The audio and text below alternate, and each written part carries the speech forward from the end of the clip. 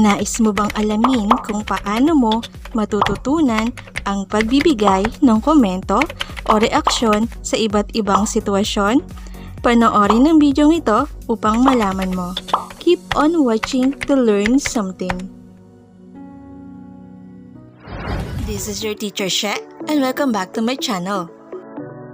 Before you proceed, please don't forget to hit the subscribe button, okay?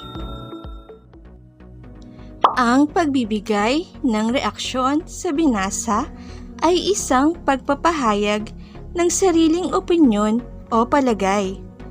Maaaring tayo ay sumang-ayon o hindi sa mga bagay na ating binasa o narinig. Anuman ang ating reaksyon, natututo tayo at napauunlad ang ating kaalaman tungkol sa maraming bagay. Alamin natin kung paano mo matututunan ang pagbibigay ng komento o reaksyon sa iba't ibang sitwasyon. Basahin natin ang ating kwento. Mga batang matulungin. Maagang nagluto si Aling Josepa para sa pagpasok ng kanyang mga anak sa paaralan. Jessa! Jabel! Gising na! Mga anak! Baka kayo mahuli sa pagpasok! Masuyong wika ng nanay. Naghanda na sa pagpasok ang magkapatid. Matapos maligo, nagbihis sila ng malinis na uniforme. Nagsuot sila ng malinis na medyas at sapatos. Inayos nila ang kanilang mga gamit sa paaralan. Kumain muna ng almusal ang magkapatid bago umalis.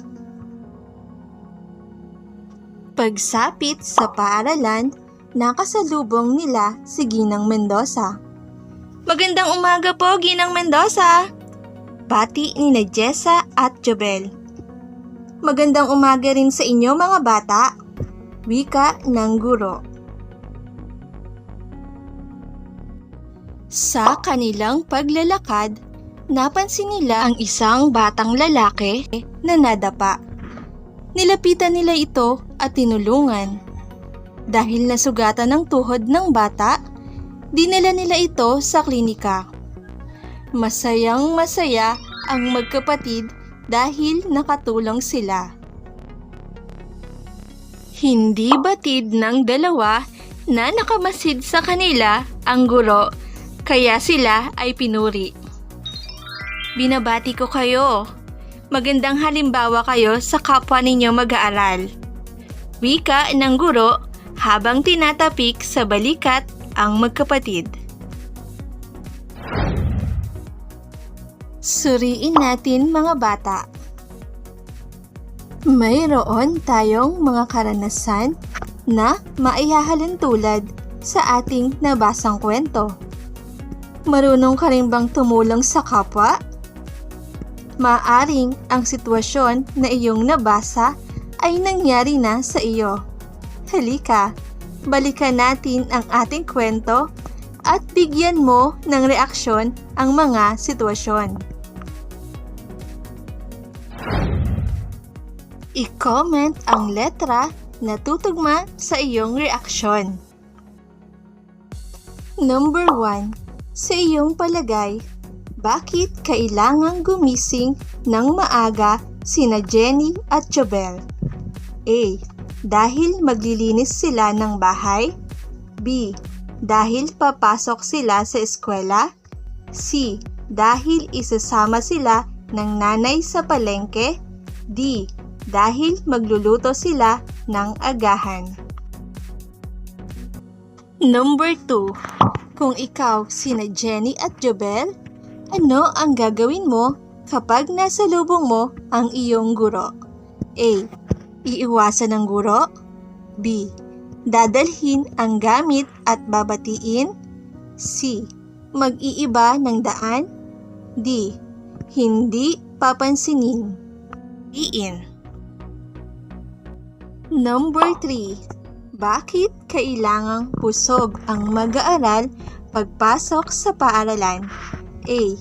Para hindi na siya hihingi ng pagkain. B.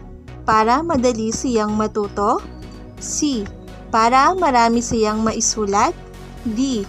Para hindi na siya mag-reset. Matuto. Number 4. Kapag nakita mo ang isang bata na nadapa, ano ang gagawin mo? A. Tutulungang tumayo at dadalhin sa klinika. B. Hindi papansinin dahil mahuhuli na sa klase. C. Sasabihang tumayo at baka mahuli sa klase. D. Hahayaan at hindi tutulungan ang... Number 5. Kung ikaw ang batang tinulungan, ano ang sasabihin mo? A. Sasabihing sana hindi na kayo tumulong. B. Sasabihing kaya ko ang sarili ko. C. Maraming salamat sa inyong pagtulong. D. Walang anuman. Narito ang mga tamang kasagutan. Nakakuha ka ba ng perfect score? Magaling! Ang pagbibigay ng komento o reaksyon ay mahalaga sa anumang kaisipang nabasa o narinig. Maging ito ay sumasalungat o sumasang-ayon upang mapalawak at mabigyang diin ang kaisipang ipinapahayag sa anumang binabasa o narinig. Thanks for learning with me. Subscribe to my channel for more educational videos. God bless us all. Bye!